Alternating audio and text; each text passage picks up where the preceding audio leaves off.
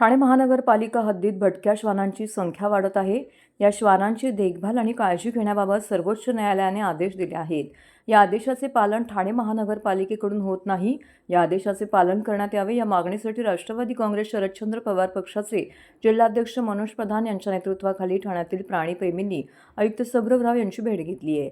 या भेटीमध्ये प्रधान यांनी ठाणे महानगरपालिकेच्या अर्थसंकल्पात तरतूद करावी अशी मागणी केली आहे.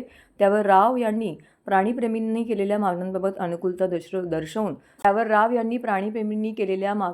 अनुकूलता दर्शवून लवकरच निर्बीजीकरण केंद्र सुरू करण्याचं आश्वासन दिलं आहे.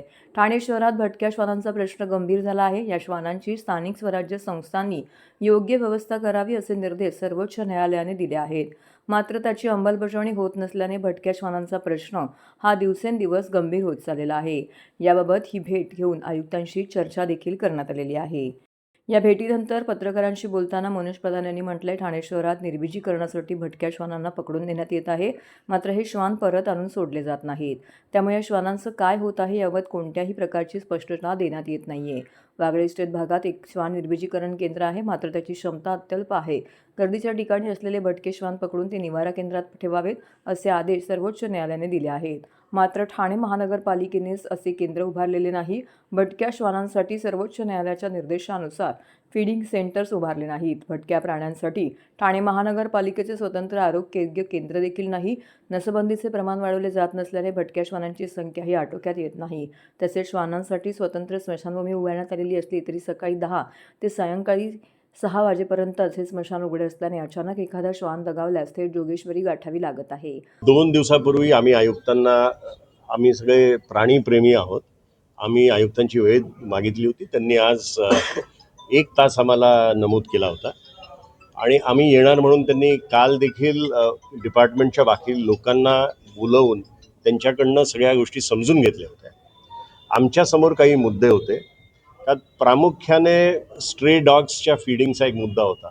सोसायटीच्या आतल्या कुत्र्यांचा फीडिंगचा एक मुद्दा होता. आमचं आयुक्तांना म्हणणं हे होतं की एक ABC सेंटर आपल्याकडे वागळेला आहे, पण ते सेंटर अस्तित्वात असून नसल्यासारखं आहे. तिथे काम होत नाही.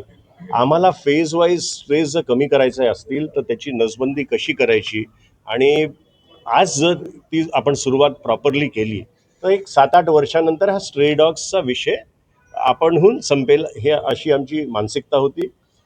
ती चर्चा आयुक्तांबरोबर झालेली आहे. आयुक्तांनी आम्हाला आश्वासन दिलेलं आहे आणि इनफॅक्ट प्रसाद साहेब जे हेल्थ डिपार्टमेंटचे इन्चार्ज आहेत त्यांनी सांगितलं की आयुक्तांनी 1 कोटी रुपये मंजूर करून ती ABC सेंटर चांगल्या पद्धतीने कसं काम करेल त्याच्यावर काम सुरू होतं. दुसरं, सुप्रीम कोर्टचं जे एक जजमेंट आलेलं की हॉस्पिटल्स, रेल्वे स्टेशन्स, शाळेचे जिथे कंपाऊंडेड जागा आहेत तिथे स्ट्रे डॉग्स नसावे आणि त्यांना तिकडनं उचलून एका डेझिग्नेटेड जागी घेऊन जायला पाहिजे.